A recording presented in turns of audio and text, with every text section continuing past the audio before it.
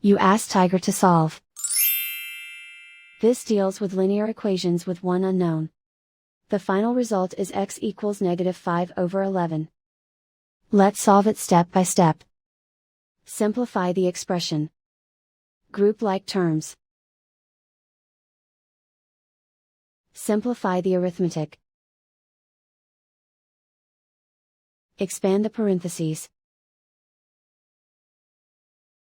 Group like terms. Simplify the arithmetic. Group all constants on the right side of the equation. Subtract 5 from both sides. Simplify the arithmetic.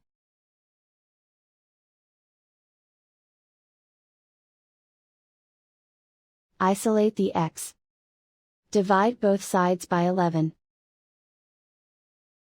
Simplify the fraction. And so the final result is x equals -5/11.